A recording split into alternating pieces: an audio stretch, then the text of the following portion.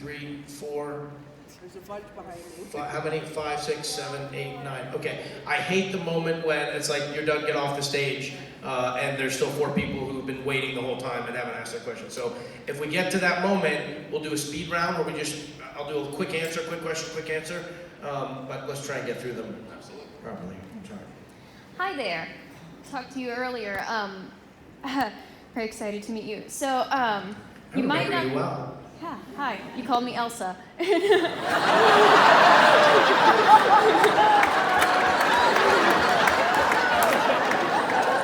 I did, when I was a kid, when I was, I don't know, 18, 19, 20, 21, Disney invited me to go to Disney World and be their star of the week. And you put your hands in cement in front of their Grauman's Theater, and you sit on the back of the open top vehicle with Mickey Mouse, and you're in the parade, and lots of meeting and greeting and all that stuff. And they pay you great money, and you go down, and it's fantastic. Well, we were gathered around, and a character walked up, and I said, "Hey, it's Droopy Dog." Droopy Dog's not a Disney character, but if you close one eye and squint, he looks an awful lot like Eeyore. So Eeyore covered its eyes, and we got the heck out of there before that audience turned on us.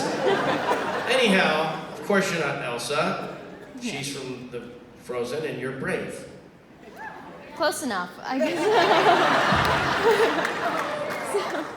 Go ahead, your question. My question is, so you're probably not too big into YouTube, but I'm a huge fan of Jacksepticeye, who's a gaming YouTuber, and a big thing that he promotes is PMA, positive mental attitude, and his is more towards mental health of like always doing your best every day, making sure like you're doing at least one thing a day to keep yourself in that good mental attitude, and even if you can't get there, just trying your best. And I kind of take that to a work ethic thing. And I told you earlier that I'm an acting student at Southeast Missouri State University. Come see Othello at the end of the month. And Are you Desdemona? Huh? Are you Desdemona? No, I'm a freshman, so they stick me in the smaller roles, but I'm an understudy for Rodrigo.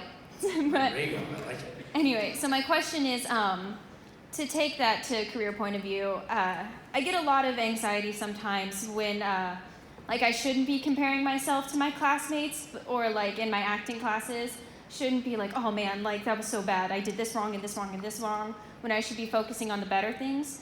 Do you have any advice for anyone else that's pursuing that acting career and just like to keep themselves in that good headspace and just good advice in general? What a great thought and share a question. Thank you for that. Septicon. Do what? Jacksepticeye. Septiceye, like Yeah. Cobra Kai.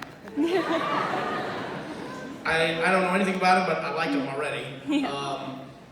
What a great thing. My wife, says, before and she does this quietly, she doesn't explain it to anybody. I've just, after being married for 27 years, occasionally I ask her a question about her.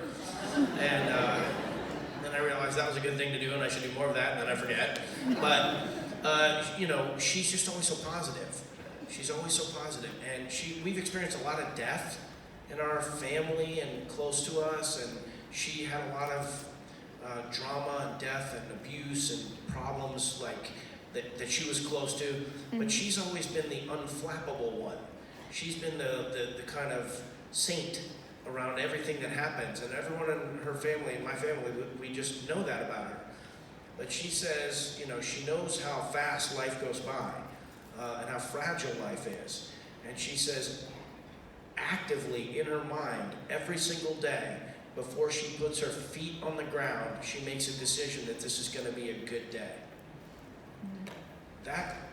I think about that all the time,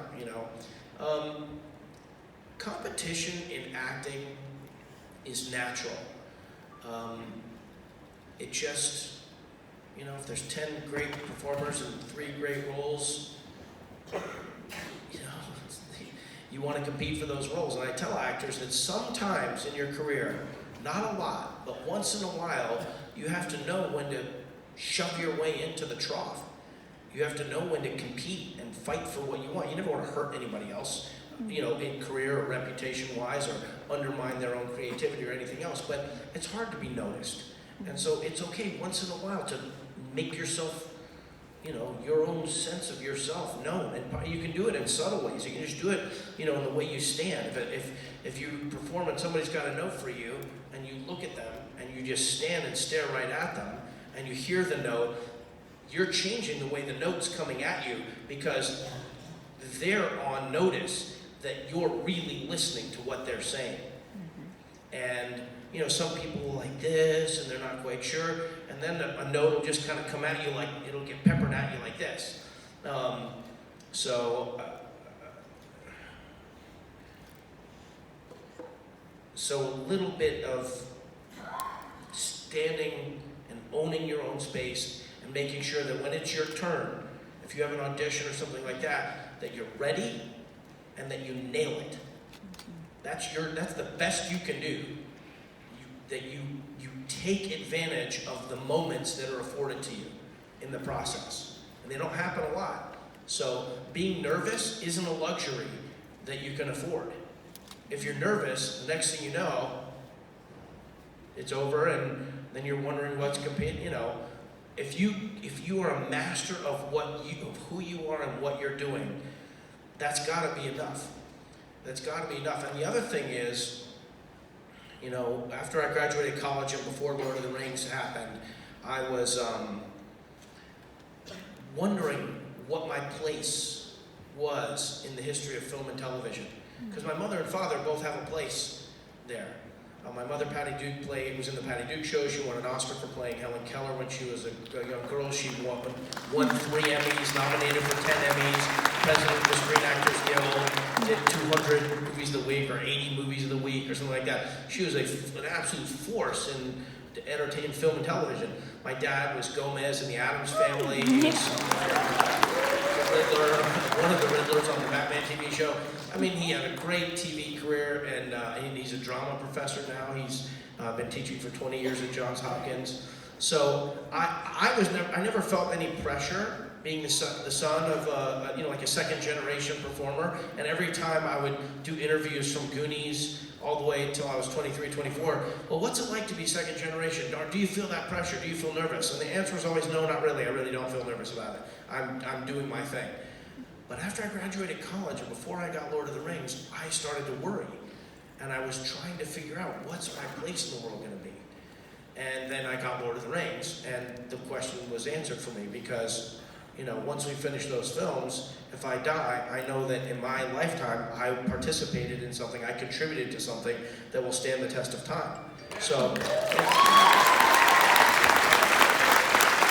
my advice, that story is a long way of saying my advice is to keep a sense of context for the sweep of your life.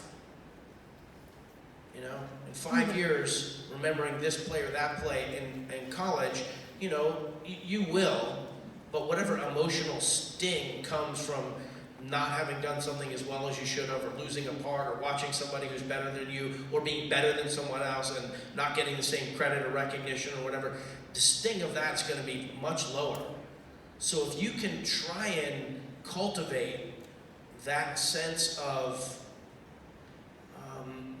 it's not really detachment, but that sense of confidence that comes with knowing and understanding. If you're lucky enough to live to 100 and you work as a professional actor for all those years, you've got decades and decades and decades of time in front of you. So really what you do, acting in a moment is like putting a stick in a fast-moving stream. You step in there, you do your audition, that goes down. There's no point in arguing about that. That sticks down there. What's the next audition? You're going to do this audition, and then that goes down. So just be the best that you can be in the moment that you're doing whatever it is you're doing. And if nobody's ever going to cast you, and you're just not destined to work professionally as an actor, c'est la vie. You've done the best you can. And there's no point in arguing. But that's not your fate. You will work. Okay, sorry. Thank you. That's a great question. Thank you for that.